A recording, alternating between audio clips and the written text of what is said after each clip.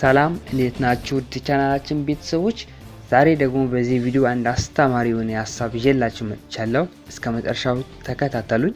to help someone አንድ ሰውን መርዳት ፈልጋችሁ እርዳታችሁን እንደሚፈልግ በእንግሊዝኛ እንዴት መጠየቅ እንዳለባችሁ እናያለን።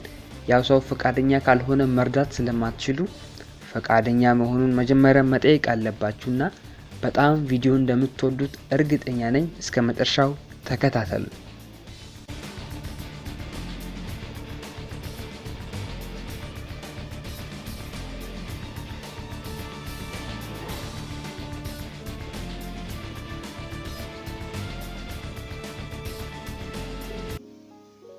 Can I help you?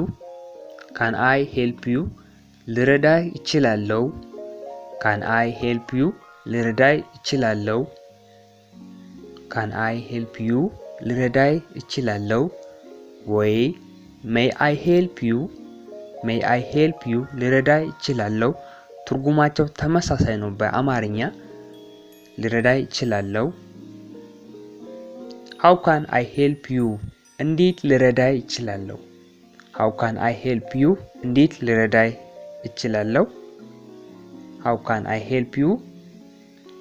What can I do for you? ምን ላድርግልህ? What can I do for you? ምን ላድርግልህ? What can I help you? ምን ልርዳህ? ትርጉማቸው ተመሳሳይ ነው በብዛት በእንግሊዝኛ ይለያያል ግን ምን ልርዳህ? What can I help you? Do you want any help? እርዳታ ያስፈልግሃል? Do you want any help? እርዳታ ያስፈልግሃል? በብዙ መልክ መጠየቅ ትችላላችሁ። ፖሊስ መጣ እዚህ ጋር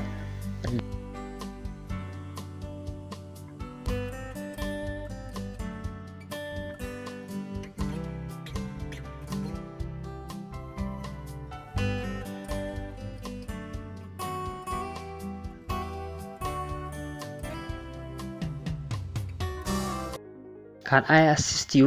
Can I assist you? ልረዳህ እችላለሁ። Can I assist you? Can I be of any help to you? ልረዳህ እችላለሁ። ትርጉማቸው ተመሳሳይ ነው ከመጀመሪያው ጋር። Would you like some help? እርዳታ ያስፈልግሃል? አሁን ያየነውን ልፈትናችሁ። Would you like some help?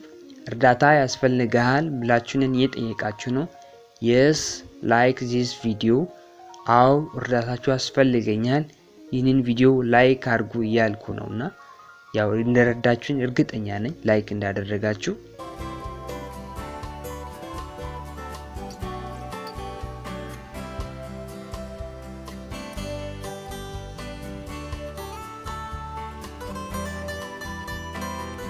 ለዚህ ቻናል አዲስ ከሆኑ ሳብስክራይብ በማድረግ ይቀላቀሉ።